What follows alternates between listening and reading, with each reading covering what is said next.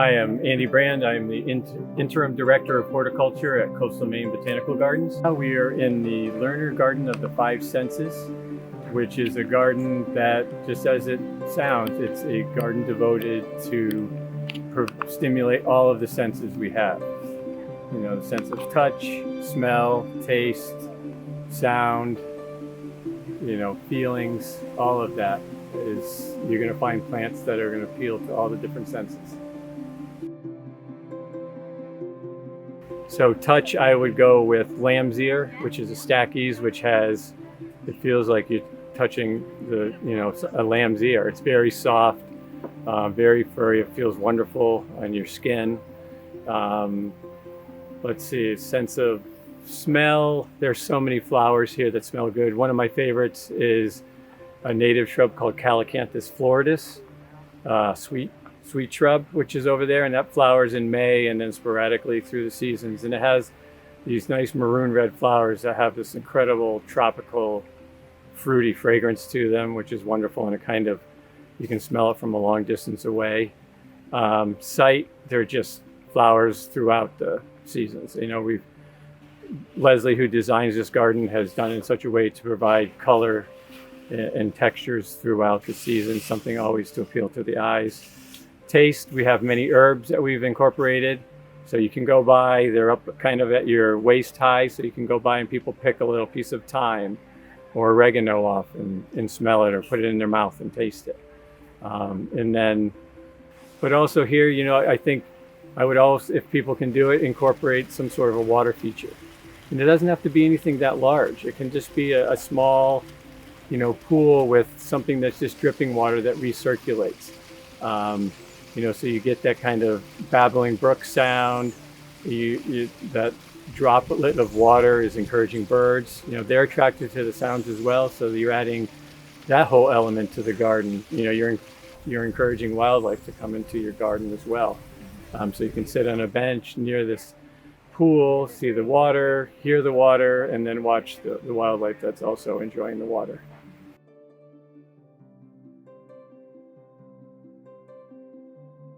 Just to mix it up and not have kind of just this, the same kind of foliage, same kind of flowers, but just a mix of, big bold leaves next to finely dissected foliage, conifers next to deciduous plants, different colors as well mixed together, flowering things, but also a lot of non-flowering plants like ferns.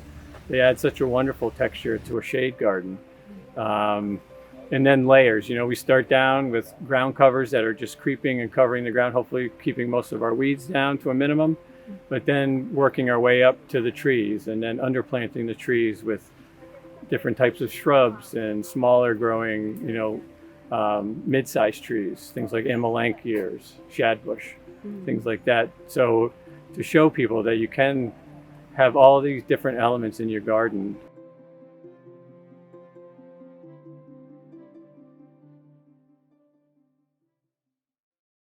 So this is the Bibby and Harold Alphon Children's Garden, and it was opened up in 2010, and it's just a special garden for kids of all ages. There's just so many interesting, whimsical elements of this garden.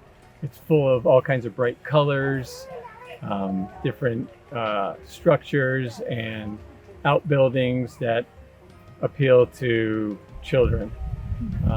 It's just lots of fun things to do here. We just passed the whale rocks that spurt water out of the tops of their heads every so often, and particularly fun to watch kids play in there in the middle of the summer when it's so hot and they're completely drenched and smiling. There's a pond in the garden that's new classes there, teaching kids about the importance of pond life and about dragonflies and what you can find and what lives in a pond. And it can be pond, ours is big, but we also, tell people that, a pond can be just a small, 5-foot circle in your backyard and still attract a range of species.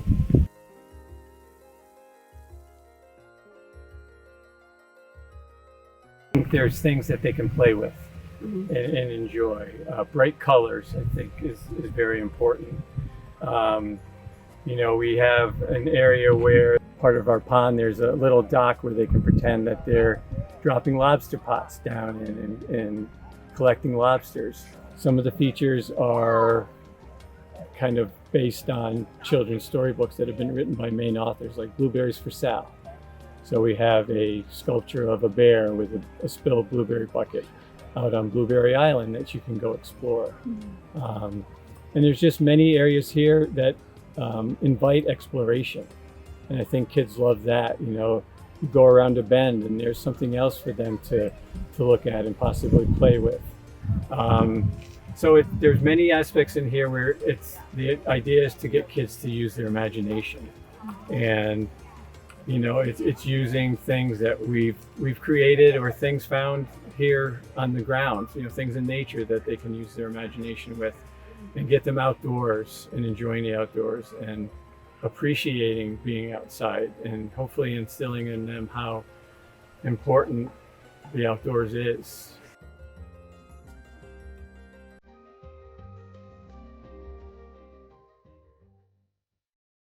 This is the Haney Hillside Garden, and I just thought it would be a great garden to kind of highlight because it's kind of like a transition garden between our more formal gardens up at the top of the hill, where we've got an incredible number of diversity of plant material there that are, you know, more cultivated than there are on the hillside. Here it's more naturalistic type of design with focus on native plants. So plants native to the Northeast, but also some to the southeastern portion of the United States. And we just gradually work our way down the hillside till you get to the bottom and you enter into natural Maine woods in a beautiful view of the Back River, which is the tidal river here at the gardens. You'll see many things here because it is on a hillside, so it drains well. But also if we get torrential rainstorms, you know, if we didn't have some of the species that we do, we have gullies and erosion, and you know, occasionally we do if there's just torrential, you know, 4 or 5 inches of rainstorms that come in a matter of a couple of hours. But we've incorporated native plants such as the native sedges, Carex pennsylvanica, other plants like the sedge that spread by stolon, the stoloniferous. So they're running under the ground and you're getting large colonies of them. Clephronifolia does the same thing. Sumacs will do that. And those are all intended, yes, to keep the soil in place so it all doesn't end up at the bottom of the hill by the river.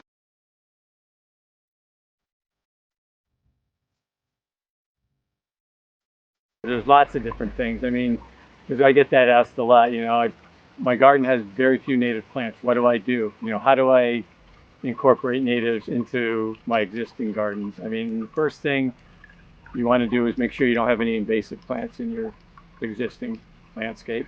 But then, you know, I always push people to get out into their surrounding woods and fields and such and look at plants, observe, see what native plants are growing in your region, in your neighborhood, or, you know, go to a state park and see the combinations of native plants, and then, you know, get ideas from that.